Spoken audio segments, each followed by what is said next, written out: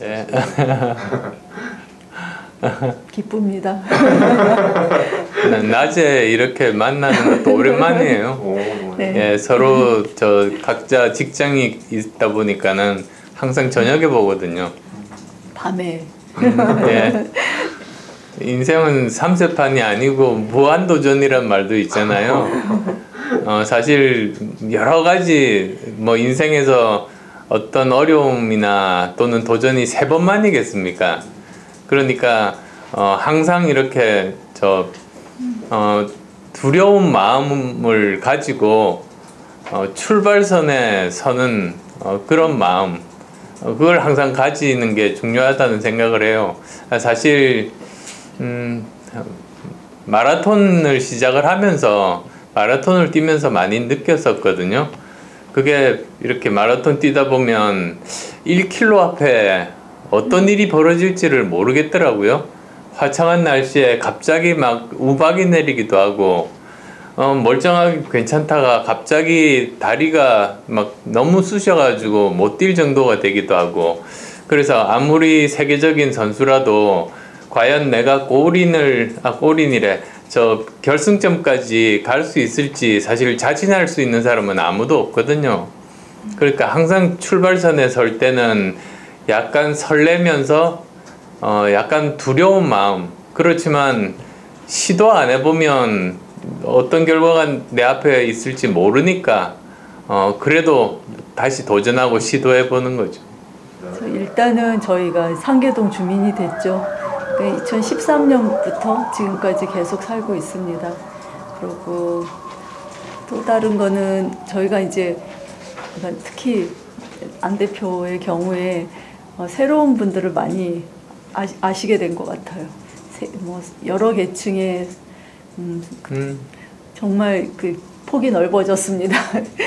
그리고 경험 많이 하셨죠? 네, 그럼요. 이제 저는 그보다 적지만 저도 사실 많은 것을 볼 기회가 있어서, 예, 정말 어떻게 지나갔는지 모르게 빠르게 지나갔습니다. 그러니까 저도 돌아보면 처음 정치를 시작했던 동기나 초심은 지금도 변함이 없어요. 그러니까 저는 이 정치라는 게 우리 공익을 위해서 봉사하는 마음으로 시작을 했고 지금도 마찬가지거든요. 근데 그동안에 정말 압축 경험을 넘어서 농축 경험을 한 것 같아요. 지금 현역 정치인들 중에서 주도적으로 정당을 창당해서 38석, 그러니까 교섭단체를 만든 거는 3기 이래 제가 유일하거든요. 그러니까 지금 살아있는 현역 정치인 중에서는 그런 일을 이루어낸 사람이 저밖에 없습니다. 그러니까 성과도 있었고 그 다음에 또 실패도 있었고 정말 다양한 경험들을 많이 했어요. 모든 선거를 또 다 치러봤죠. 제가 당대표로 모든 선거를 다 지휘해 본 사람도 저밖에 없을 겁니다. 보통 당대표 한 번 하거든요. 그러니까 선거 하나 정도 지휘하는데 저는 이제 다 해본 셈이죠. YS나 DJ가 정치 10년 하면서 이 정도 경험 못 하셨을 정도로 어쩌면 우리나라에서 가장 많은 짧은 시기에 가장 많은 경험을 한 정치인이 된 것 같아요. 그러니까 제가 만약에 그냥 존경받고 마음 편하게 살면 그게 과연 좋은 삶인가 싶어요. 이웃의 아픔이나 고통은 외면하고 나만 편하게 살면 되지라고 생각하면 제가 정치를 할 이유가 없었죠. 오히려 우리 이웃에서 고통받는 사람들, 그 다음에 또 우리 아이가 살아갈 대한민국이 좀 더 좋아지기를 바래서 그 일을 하려고 시작한 거거든요.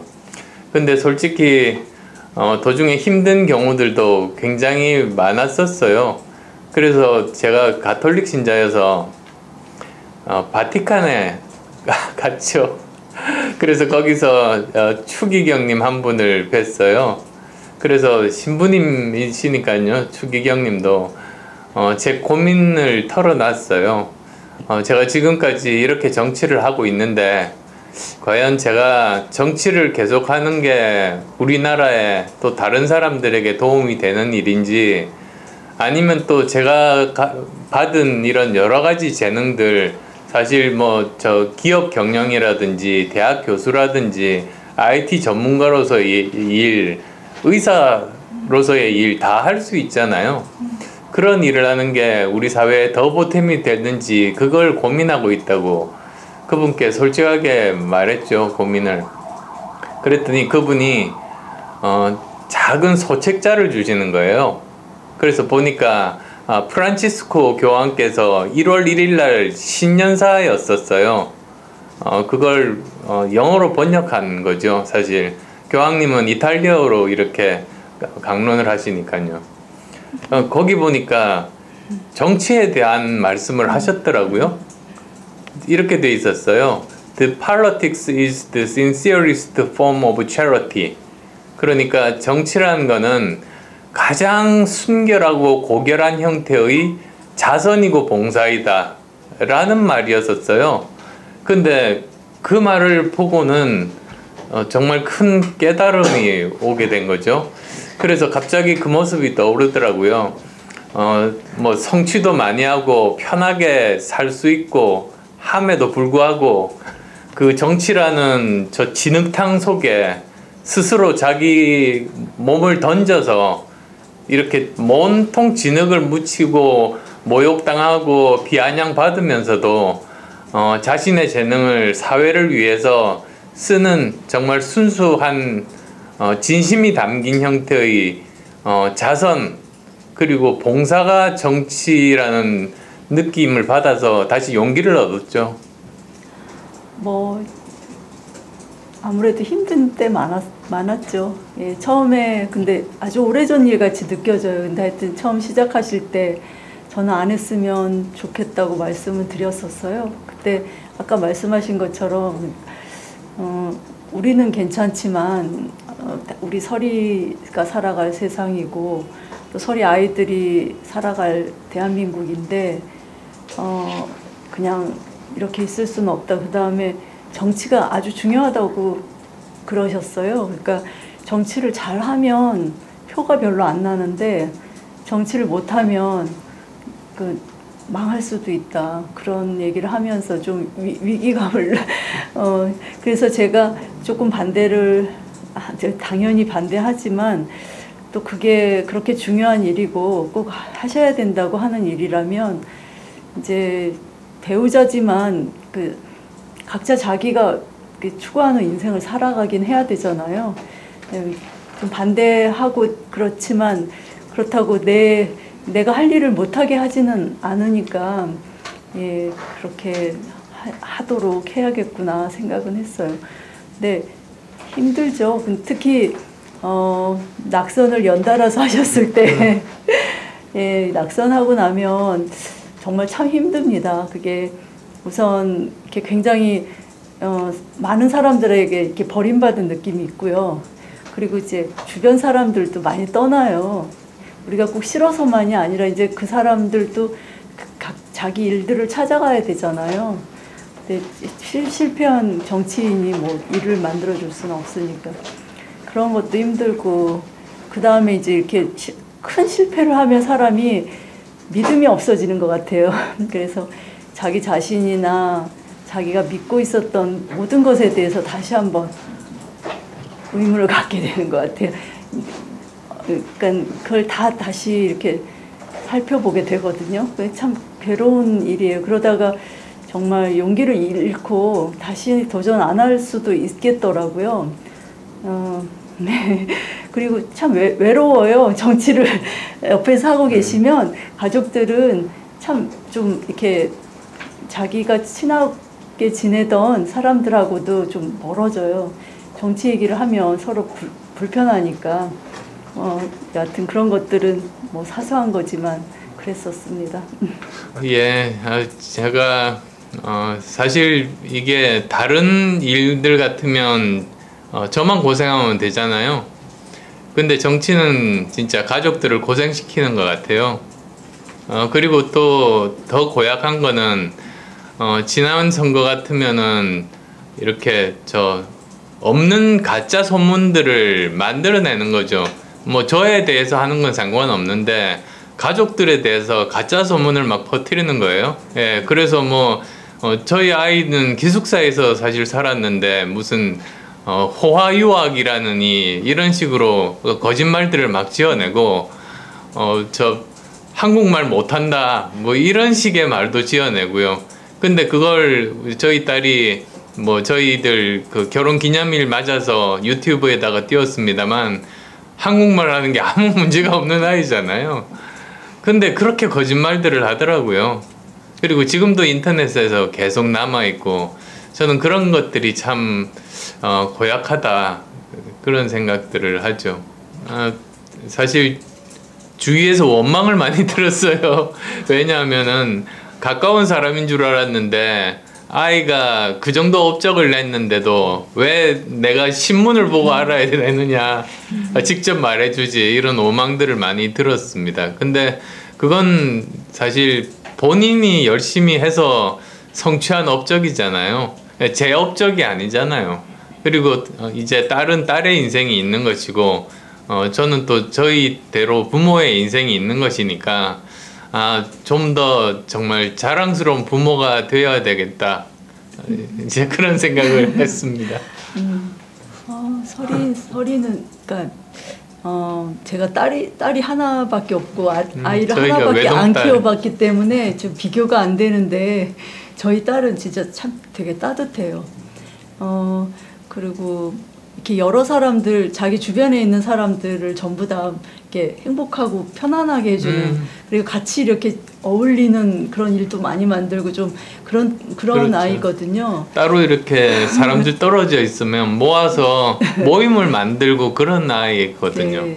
네, 저 설이가 사실 그런 논문을 쓸 줄 기대는 했지만 그래도 그렇게 빨리 쓸 줄은 몰랐었어요. 예, 어린 나이에. 예, 근데 또 너무 이렇게 소문나고 하면 그 또 아이한테 부담되니까 저는 그냥 계속 자기 일을 조용히 해나갔으면 했었고요.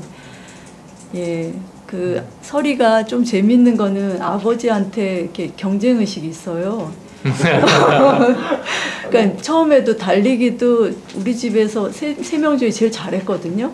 그러다가 아버지가 이제 속도가 빨라지니까 그거 굉장히 좀 그러더라고요. 이렇게 상실감 느끼고 처음에 하프까지 뛸 때는 설이 또 비슷하게 가는 것 같았는데 풀에서는 완전히 달라졌어요. 저희 아이도 풀코스 뛰었거든요. 그런 것도 있고요. 또 이렇게 아마도 그 아버지가 좀 어렸을 때부터 유명했으니까 그 아버지의 딸보다는 본인 자신의 그런 거를 좀 만들고 싶었던 것 같아요. 그게 좀 컸던 것 같아요. 네. 근데 저희 세 사람이 굉장히 서로 친근해서 거의 매일 이렇게 화상 통화하면서 얼굴을 봐요. 거의 매일 아침마다. 그게 꼭 정상적인 건 아니에요. 그 나이에 저희 딸이 그런 집은 없다고, 자기 친구들 중에 그렇게 자주 전화하는 집은 없다고 그래요. 아무래도 근데 이게 정직하게 말하면 설이가 뭐 힘들게 자라지는 않았죠. 저희가 아무리 대충 내버려 두고 키운다고 해도 사실 좋은 환경에서 자랐죠. 그래서 이제 더 좀 걱정이 많았던 것 같아요. 저는 그래서 이렇게 어려운 일이 생길 때 그래도 가능하면 그걸 제가 막아주거나 뭐 이렇게 거기서부터 보호하려고 하지는 않았고요. 스스로 그냥 해결을, 오래 걸려도 그냥 어떻게 해서든지 고전해서 해결을 해야지만 우리가 죽고 난 다음에도 살아가지 않겠나. 그러니까 그런 게 좀 마음에는 있었어요. 그래서 좀 가능하면 보호하지 않고 키워보려고 했었고요.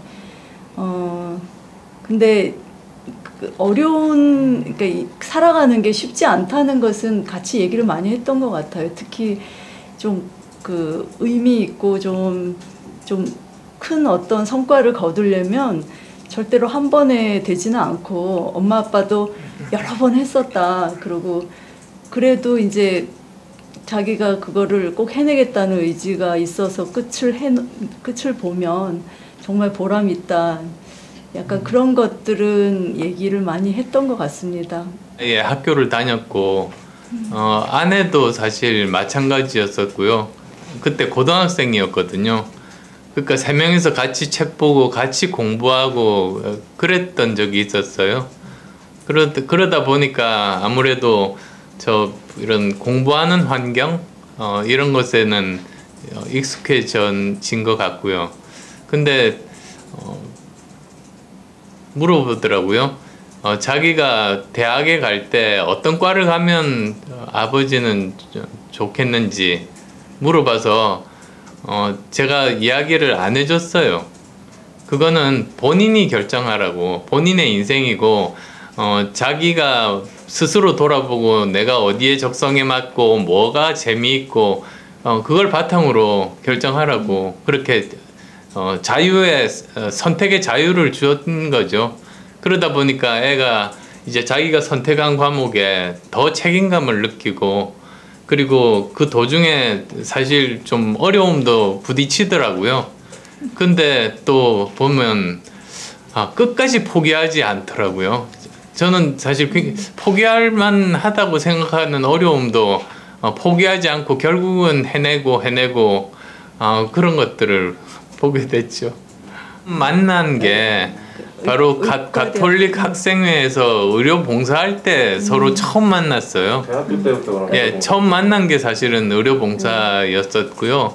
그리고 한동안은 뭐 저는 회사 경영하고 네. 그리고 또 저는 의료 봉사라기보다 일하고. 병원에서 환자 진료하고 사실 그렇게 살다가 네. 그때 그래서 2월 29일 날인가 밤에 작년이죠. 작년 2월 29일 날 밤에 대한의사협회에서 문자를 받았어요. 지금 대구에 사태가 심각한데 의사가 부족하니까 누구라도 좋다고 좀 와달라고.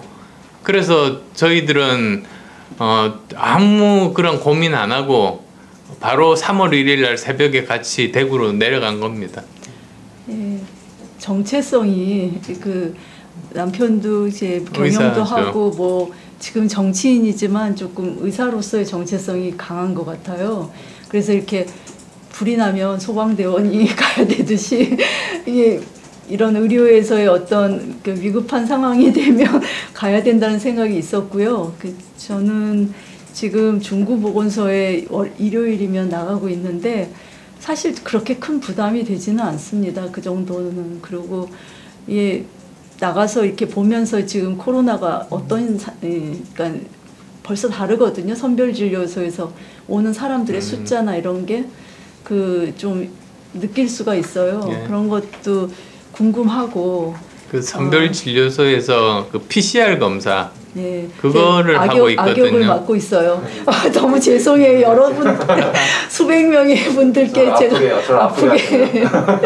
네. 저도 가끔씩 했었죠. 저기 시청 앞, 서울역, 또 중구보건소도 한번 갔었고 그랬습니다. 근데 지금은 제가 하는 역할이 그렇게 중요한지 잘 모르겠는데요. 대구에 갔을 때는 저희가 내려간 게 참 중요했던 것 같아요. 저는 돌이켜 생각해 보면 그때 저희가 가면서 뭐 이렇게 별로 그렇게 의도하지는 않았지만 사람들이 이제 공포를 넘어서서 이제 직면해서 싸워야겠구나 하는 그런 방향으로 흘러갈 수 있었을 것 같아요. 그 다음에 또 하나는 이 혼자가 아니다. 거기서 있던 환자들이나 또 의료 그 간호사들이나도 이제 조금 되게 힘들어하고 있었는데 다른 데서도 사람들이 이제 온다. 그런 게 있었던 것 같아요. 그게 오히려 저희가 가서 직접 한 일보다 더 도움이 됐었을 것 같아요. 제일 중요한 게 3가지 정도였었어요. 우선 첫 번째가 그 전일제 초등학교. 그러니까 하루에 정규 수업이 끝나고 나면 그때부터 지금은 5시에 방과후 학교가 5시에 마치니까 아무래도 맞벌이 부부들이면 중간에 회사 중간에 조퇴하고 가는 수밖에 없거든요. 그래서 그걸 7시까지로 하겠다. 그래서 그게 독일식 전일제 학교거든요. 그래서 전일제 초등학교를 하겠다는 게 제 공약 하나였고, 두 번째는 그 공공보육원 있잖아요. 그게 지금 현재 32%인가 되는데, 지금 현재 계획으로는 2025년까지 50% 정도로 지금 잡혀 있어요. 정부 계획에는. 근데 저는 다음 대통령 임기 끝나는 게 2027년이니까 그때까지 70%를 만들겠다. 그게 제 공약이고요. 그다음 또 세 번째로는 공공산후조리원을 많이 만들겠다는 겁니다. 사실 이 산후조리원을 이용하는 그런 산모들이 굉장히 많은데, 지금 현재 공공산후조리원은 굉장히 숫자가 적고, 그리고 민간에서 하는 것은 굉장히 비싸거든요. 평균 단가가 뭐 거의 한 300만 원 넘어가는 것 같아요. 그래서 이걸 공공산후조리원에 대한 그 수요들이 많으니까 이제 그걸 이제 만들겠다. 그런 공약들을 발표를 했죠. 너무 많은데요. 우선은 첫 번째로는 저는 회사 만들어서 돈 벌어보고 직원 월급 줘본 사람이거든요.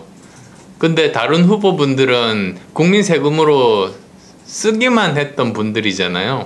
그러니까 일자리를 만들고 돈을 벌고 이렇게 그 국가가 경제적으로 발전시키는 것에 대한 거는 뭐 저는 제가 제일 잘할 자신이 있다고 말씀드려요.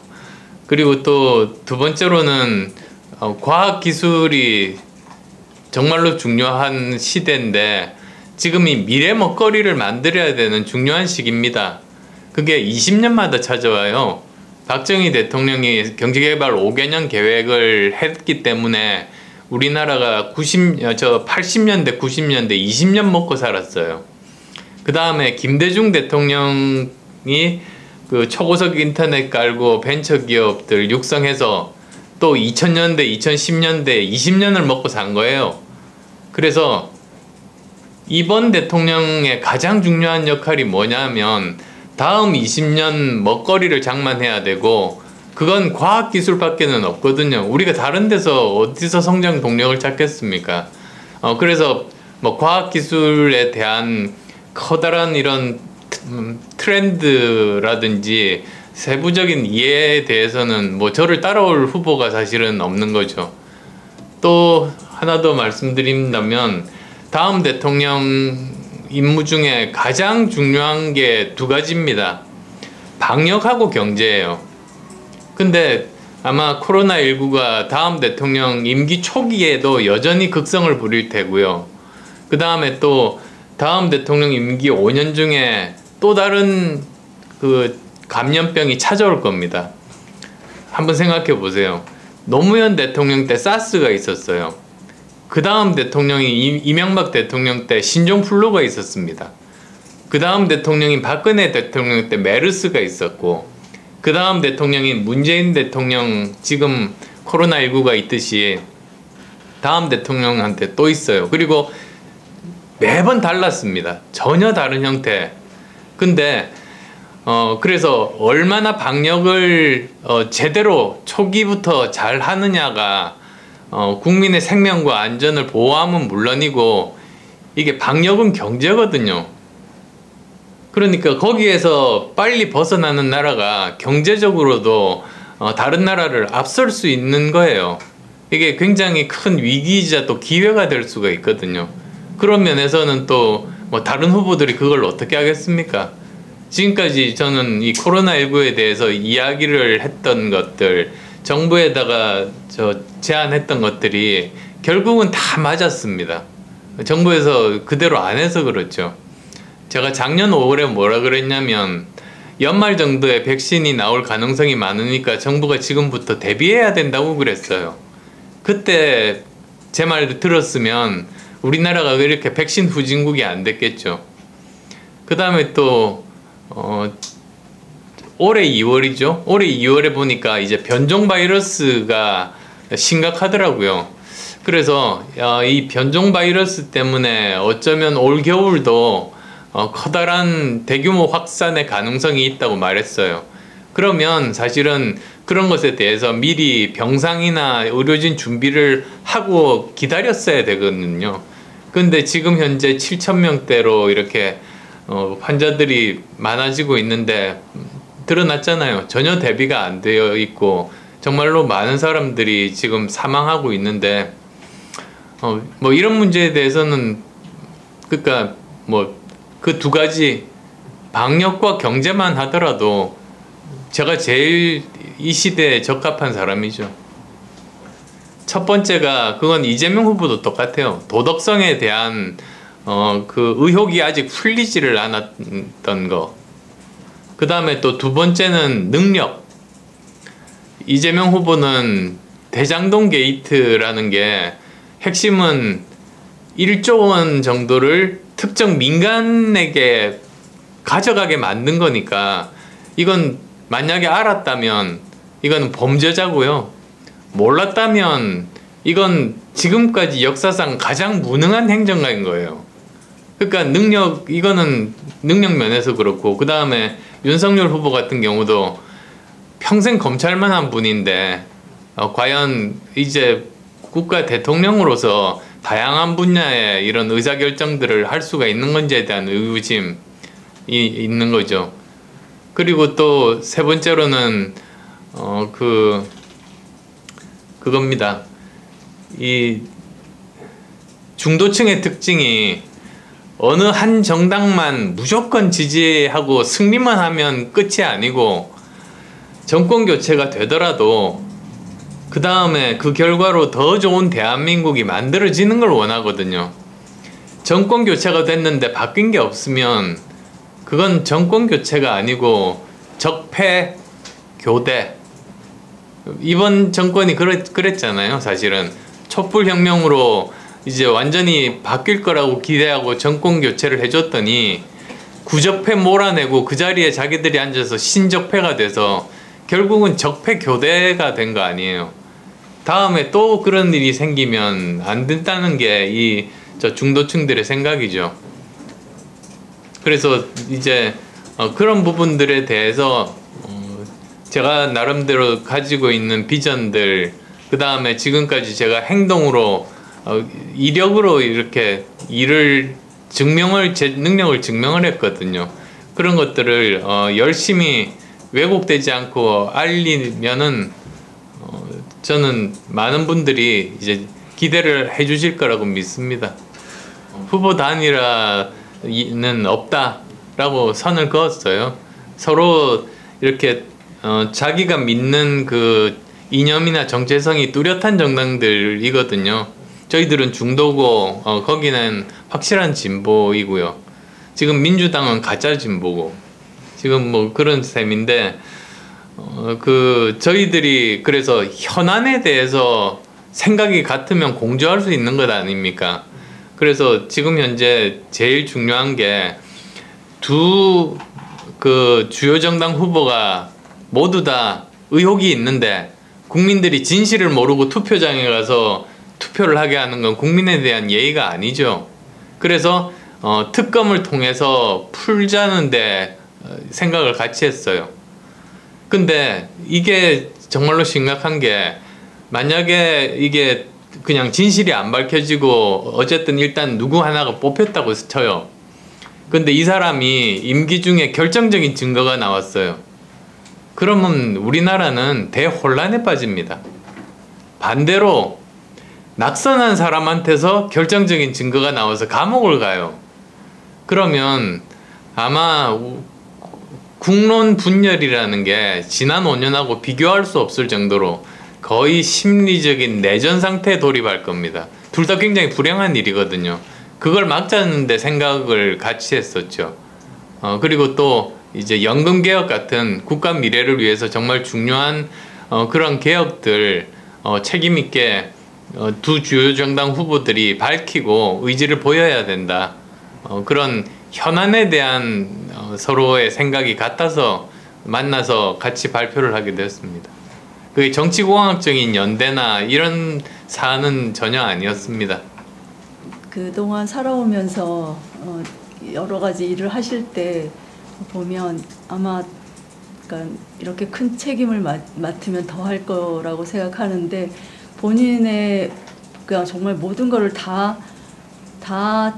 그 자양분으로 해서 그 국가랑 우리 국민을 보호하고 키우고 이렇게 성장시킬 것 같아요. 그러니까 예전에 안철수 연구소 할 때 그랬었거든요. 정말 그 CEO는 자기 몸이 양분으로 사용되더라고요. 정말 힘든 일이던데 책임감이 워낙 강하기 때문에 그거만큼은 저는 정말로 확신하고요. 그리고 많은 사람들이 남편을 천재라고 생각하는데 사실은 굉장히 노력을 많이 하는 사람입니다. 그리고 본인이 부족하다고 생각 많이 하고 그거를 극복하려고도 애를 많이 쓰고요. 그래서 저는 아마 그런 것에서 오는 어떤 정말 성숙함이 계속 더 좋아지지 않을까 생각하고요. 마지막으로는 예전에 카이스트에 있을 때 학생들한테 한 얘기가 있었는데요. 사람의 첫인상은 별로 중요하지 않다. 마지막 인상이 결국 남는다 그랬거든요. 근데 마지막 인상이 첫인상보다 좋은 대통령이 될 거라고 확신합니다. 그러니까 마지막에 더 사랑받는 대통령이 될 수 있을 거라고. 인생은 사실은 하나의 마라톤이 아니고 항상 마라톤의 연속인 것 같아요. 어떤 일을 이루려고 할 때 처음 시작하는 일들이 계속 있잖아요. 그리고 그 중에서 실패하기도 하고 성공하기도 하고 그런 도전의 연속이거든요. 그러니까 처음에 어떤 일을 하려고 하면 불안하고 겁나고 할 수 있을까 이런 회의도 생기고 그렇지만 그걸 극복을 해야지 도전할 수 있는 거거든요. 그리고 도전해야지 바꿀 수 있고 그런 거니까요. 그리고 또 설령 실패하더라도 배울 수 있고 그런 기회를 가지는 게 도전하는 의미 같아요. 일단은 그래서 지금도 새롭게 마라톤을 출발을 한 거죠, 사실. 그래서 지금 넉 달 전에 대선 넉 달 전에 시작했어요. 출마 선언을 했어요. 지금 한 달 지났으니까 이제 한 4분의 1 정도 지난 셈이겠네요. 이 코스 중에서. 저는 참 이해가 안 가는 게 큰 정당들, 기득권 정당들이 자력으로 이겨야지 되는 거 아닌가요? 누구의 도움을 받지 않으면 이길 수 없으면 저는 그거 제대로 된 정당 아니라고 생각합니다. 그래서 그건 참 구차한 말씀 하시는구나. 저는 그렇게 생각해요. 모든 국민이 한 명 한 명이 자기가 원하는 삶을 이렇게 실현해 나갈 수 있었으면 좋겠어요. 뭐 실현을 보장하는 건 아니지만 그 목표를 향해서 계속 나아갈 수 있는, 그러면 결국 성취할 수도 있는 그런 행복한 나라가 됐으면 좋겠습니다. 제가 사실 대학 교수할 때 제일 심각하게 봤던 게 우리나라 자살률과 출산율이었어요. 그게 저는 그 사회의 총체적인 상황을 알려주는 가장 중요한 지표 2가지라고 생각하고 있었거든요. 자살률은 바로 지금 현재 우리 삶이 얼마나 어렵다고 느끼는 사람이 많은지가, 그게 많은 나라는 자살률이 높은 거죠. 그 다음에 출산율이 낮다는 거는 이렇게 좋아하는 사람하고 만나서 결혼해서 아이를 낳고 그 아이가 우리보다 더 행복한 삶을 살 거라는 확신이 있을 때 아이를 낳는 거잖아요. 근데 출산율이 떨어진다는 건 우리가 미래에 대한 희망을 못 가지는 사람이 그렇게 많다는 거거든요. 그러니까는 이 의미는 분명해요. 지금 우리나라가 뭐 경제 10대 강국이고 여러 가지 지표는 좋을지 몰라도 현재 삶이 너무나 힘들고 미래 희망을 못 가지는 사람들이 세계에서 가장 많은 거예요, 지금. OECD 국가 중에서 가장 많은 거거든요. 이걸 고쳐야 된다고 생각했어요. 그래서 그래서 청춘 콘서트를 시작했습니다. 청춘 콘서트라는 게 그 당시에 너무나 힘들어하는 20, 30대들과 그들의 아픔을 머리로 이해하면 안 돼요. 가슴으로 같이 느끼고 아파하고 그게 공감이거든요.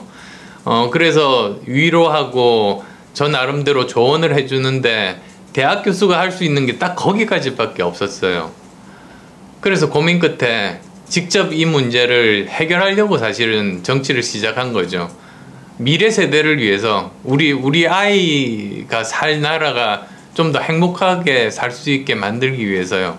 근데 10년 지나도 10년 이렇게 험한 세상에서 이렇게 정치를 해왔어도 그 초심은 전혀 안 바뀌고 또렷하다는 게 저는 참 감사한 마음이고요.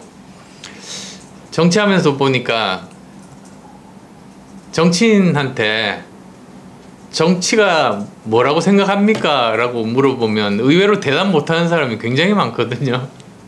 자기가 하고 있는 일인데.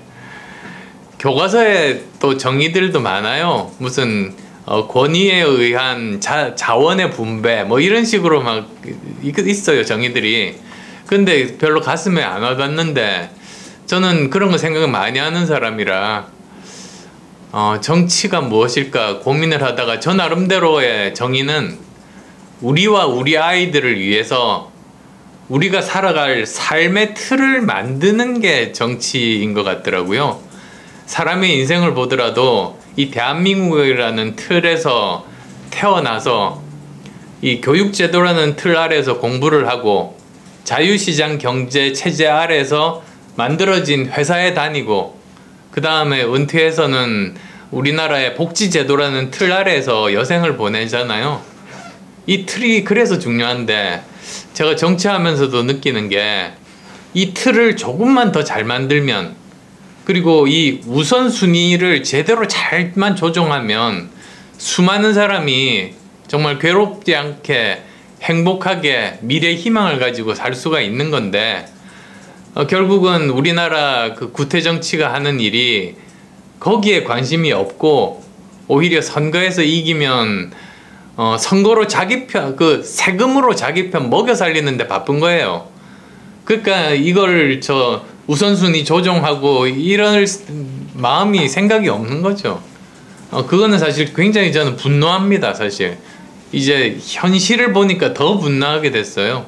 그게 어쩌면 제가 이렇게 10년 동안 고생하면서도 끈질기게 버티고 있는 이유이기도 하거든요. 그래서 약간 설명이 길었습니다만 그래서 저는 노력한 만큼 성취하고 자기가 꿈꾼 것을 이룰 수 있는 나라, 그게 사실은 그러면 자살률도 낮아지고 출산율도 높아질 겁니다.